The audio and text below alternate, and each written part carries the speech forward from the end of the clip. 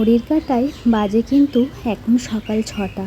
আর এদিকে কিন্তু আমার বাসি কাজ মানে ঘর মোছা, তারপরে স্নান করা, জামা কাপড় টাপড় সব ধুয়ে দিয়েছি। আর এদিকে আমি একদম চলে এসেছি ঠাকুরের বাসন নিয়ে ধুতে। আর আমি তো শোকরি বাসন রাখি না, রাত্রেবেলায় ধুয়ে নিই। আর গ্যাসের জায়গাটাও একদম পরিষ্কার করে নিই। যারা আমার আগের ভিডিও দেখেছো তারা জানো। আর আমি পিতলের থালা গ্লাস পিতম্বরী পাউডার দিয়েই পরিষ্কার করি। আর পরিষ্কার করার পর শুকনো কাপড় দিয়ে আমাকে মুছে রাখতে হয়, না হলে না কেমন একটা দাগ হয়ে যায়। আর এদিকে আমি দেখো মা লক্ষ্মীর ঘরটাও পরিষ্কার করে নিচ্ছি। যেহেতু আজকে বৃহস্পতিবার, তাই মা লক্ষ্মীর ঘর তো পরিষ্কার করতেই হবে। আর বেশিরভাগ সময় কিন্তু আমি বুধবার দিন রাত্রেবেলায় কিন্তু মা লক্ষ্মীর ঘর পরিষ্কার করে রেখে দিই। আচ্ছা, তোমরা কি কেউ বুধবার দিন রাত্রেবেলা পরিষ্কার করে রাখো মা লক্ষ্মীর ঘর? আর পরিষ্কার করা কি যায় একটু কমেন্ট করে জানিও তো। আর আমি না আগে বাগানে যাই ফুল তুলতে, তারপরে এসে বাসনগুলো ধুই। কিন্তু আজকে আর গেলাম না, কারণ আমি অনেক তাড়াতাড়ি উঠেছি তো। বাগানটা একটু অন্ধকার অন্ধকার আছে, মানে খুব অন্ধকার নয়। আর তেমন একটা ফুলও হয় না বাগানে। জবা গাছের পাতাগুলো যেন সেই কেমন একটা হলুদ হলুদ হয়ে গেছে, ফুল হচ্ছে না গাছে। ওই টগর ফুল আর অপরাজিতা ফুল, তারপরে গন্ধরাজ ফুল ওই 2-1টা করে হচ্ছে।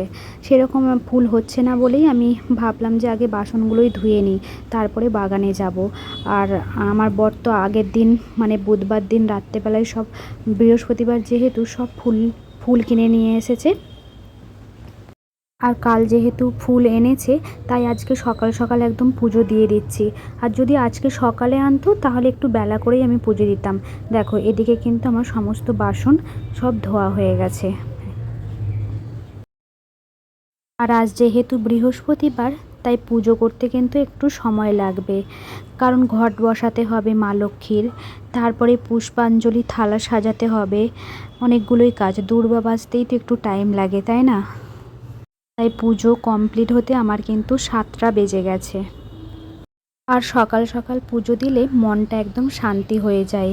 তার ওপর আবার আজকে বৃহস্পতিবার, আরোই তো মনটা শান্তি হয়ে যাবে, তাই না? আর স্নান করা পুজো দেওয়া হয়ে গেলে মনে হয় সংসারের অর্ধেকটা কাজ হয়ে গেছে। আমার তো এটাই মনে হয়।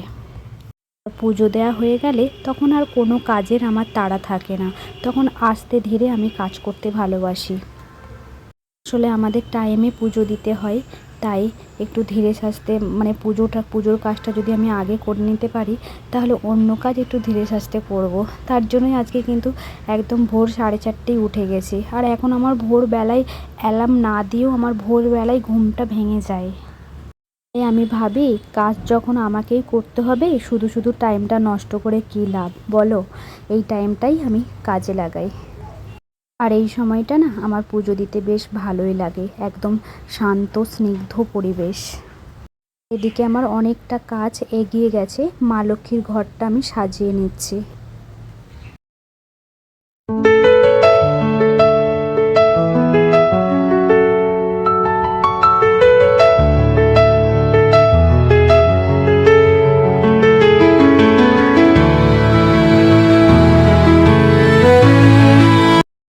আর এদিকে আমি মা লক্ষ্মীর ঘট সাজাতে সাজাতে মা লক্ষ্মীর গান গাইছিলাম মনে মনে।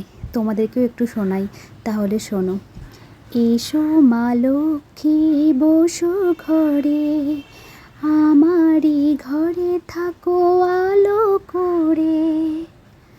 আর আমি গান শুনতে যেমন ভালোবাসি, গান গাইতেও ভালোবাসি। খুব ভালো গান গাইতে পারি না, তাও গান গাইতে কিন্তু আমি ছাড়ি না।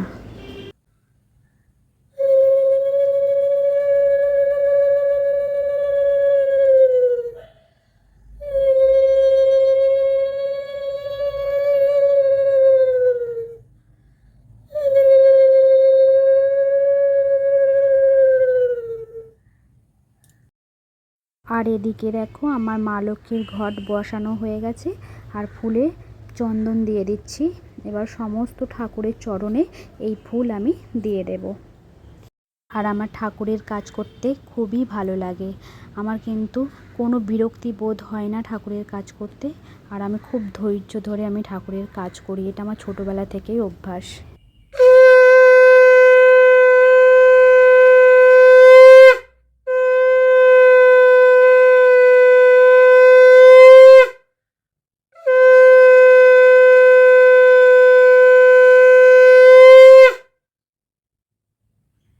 দেখো আমার পুজোও কিন্তু হয়ে গেছে, আর সন্ধ্যাবেলা আমি পাঁচালি পরবো, আর পুষ্পাঞ্জলির থালাও কিন্তু একদম আমি সাজিয়ে নিয়েছি। আর এদিকে দেখো আমার কিন্তু পুজো কমপ্লিট। গাছে কিন্তু জবা ফুল হয়নি, মা লক্ষ্মীর ঘটে আমি জবা ফুল দিই, আর আজকে আর নেই তাই জন্য দেওয়া হয়নি। যেই ফুলগুলো ছিল সেই ফুল দিয়ে আমি সমস্ত ঠাকুরকে আমি সাজিয়ে নিয়েছি। তারপর আমি চলে এসেছি দেখো বাসি বিছানাটা তুলে নেব। এরপর বিছানা তুলে তারপরে তো আমার চা খাবো, চা খেয়ে তারপরে তো আবার রান্নাবান্না আছে, আর রান্নাবান্না হয়ে গেলেই আমার কাজ কিন্তু আজকের মতো কমপ্লিট হবে। তারপরে তো টুকিটাকি কাজ যেটা মনে করব সেটা করব, যেই কাজটা আমাকে করতে হবে, অত তাড়াহুড়ো নেই। জানোই তোমরা আমার রান্নাবান্নার পর আর কোনো কাজের তাড়া নেই।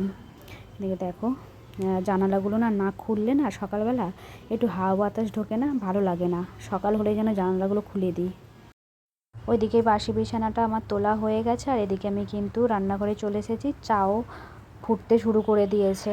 এরপর চা খাবো, একটু গল্প করব, তারপরে তো রান্না বসাবো। এই তো কাজ আমার। আর ওদিকে কিন্তু চা করতে করতে আমি মটর ডাল সেদ্ধ বসিয়ে দিয়েছিলাম। দেখো মটর ডালটা কিন্তু আমার সেদ্ধ হয়ে গেছে। আজকে কিন্তু বানাবো তিতার ডাল।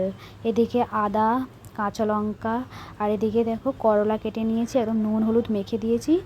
আর এখানে নিয়েছি লাউ, লাউটাও নুন হলুদ মেখে একদম রেডি করে নিয়েছি।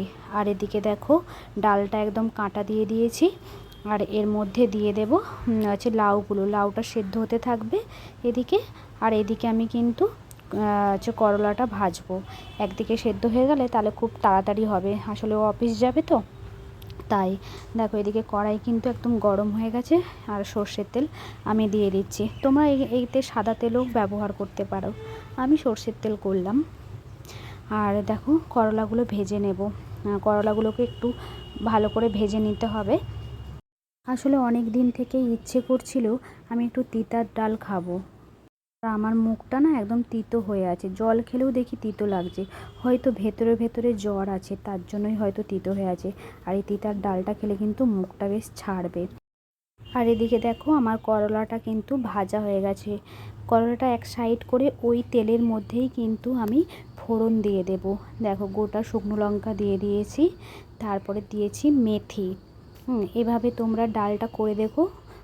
দেখো মৌরি দিয়ে দিলাম, কালো সর্ষে দিলাম। আর ফোড়নটা কিন্তু খুব ভালো করে ভেজে নিতে হবে যেন সুন্দর একটা গন্ধ বেরোয়। আর এদিকে দেখো আমি আদাটা কিন্তু থেতো করে নিয়েছি। আর আদা থেতোটাও কিছুটা দিয়ে দেব।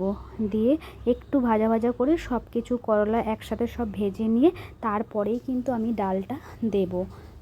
একটু ভালো করে ভেজে নিতে হবে। দেখো 2 চামচ ডাল আগে দিয়ে দিচ্ছি, নাহলে না পুরো একসাথে প্রেশার কুকারের ডালটা যদি ঢালতে যায় না ছিটকাবে, তাই জন্য 2 চামচ আগে ঢেলে নিই আমি এভাবেই। তারপরেই দেখো আমি পুরো প্রেশার কুকারের ডালটা আমি ঢেলে নিয়েছি। এভাবেই কিন্তু আমি করি। আর এদিকে দেখো ডালটা আমার ঢালাও হয়ে গেছে, আর একটু ফুটতে দেব। ফুটলে তারপরে কিন্তু আমি একটু ফুটে গেলে তারপরে আমি আদা দেবো। দেখো ফুটে গেছে, আর একটু আদা দিয়ে দিয়েছি। ওই ভাজার সময় একটু আদা দিতে হবে, আর এই সময়টা একটু আদা দিতে হবে। তারপরে স্বাদ মতো আমি চিনি দিয়ে দেব, যে যেরকম মিষ্টি খায় সেরকম। আর তোমরা যদি মিষ্টি না খাও, অনেকেই মিষ্টি খায় না, তারা নাও দিতে পারো। আর এরপরে দেখো ঘি দিয়ে দেব ডালটায়। এত সুন্দর গন্ধ বেরিয়েছে, মানে কি বলবো, খুব টেস্ট হয়েছিল ডালটা, খেতে টেস্টি হয়েছে। দেখো ডালটা আমার হয়ে গেছে। আর এদিকে দেখো পুরো একদম তিতার ডাল রেডি, খুবই ভালো খেতে। আর মুখটা কিন্তু ছাড়ে, আমার মুখ অনেক দিন থেকে তিতো তিতো হয়েছিল। আর এদিকে দেখো পাঁপড় ভেজে নিয়েছি, ভেবেছিলাম পকোড়া ফকোড়া কিছু একটা ভাজবো বা বেগুনি, আর ইচ্ছে হলো না বেগুনি ভাজতে। আর এদিকে দেখো সোয়াবিনটাও করেছি, আর সোয়াবিন খেতে কিন্তু আমার ভালোই লাগে। ভাবলাম ডাল আর পাঁপড় ভাজা করবো, একটা তরকারি করি। দেখো বন্ধুরা, এখানে দেখেছো সব এলোমেলো হয়ে আছে, এগুলো ভাবছি আজকে গুছিয়ে নিই। গ্লাসগুলো একদম ভেতরের দিকে তো, আর নিতে ভীষণ অসুবিধা হয়। বাটি কাপ টাপগুলো সব এলোমেলো হয়ে আছে, আজকে এই কাজটা করি। চলো দেখো এভাবে একদম গুছিয়ে নিয়েছি, পরিষ্কার করেছি। তারপরে এভাবে সমস্ত কিছু কিন্তু গুছিয়ে নিয়েছি। গ্লাসগুলো এত ভেতরে ছিল তো নেওয়া যেত না, ওর জন্য সামনে আনলাম আর বাটিগুলো এভাবে গুছিয়ে নিয়েছি। আর এদিকে দেখো বোতলগুলো কিন্তু সব ধুয়েছি আজকে। সবগুলো নেই, 3টে বোতল ফাঁকা ছিল, জল ছিল না, ইচ্ছে করে জলটা ভরে ধোবো বলে। আরও বোতল আছে, ওগুলো জল খেয়ে তারপরে ধোবো। এই 3টে বোতল আগে ধুয়ে নিয়েছি।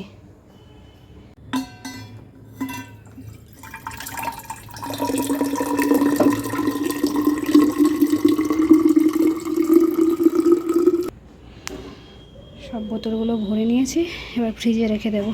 চলো।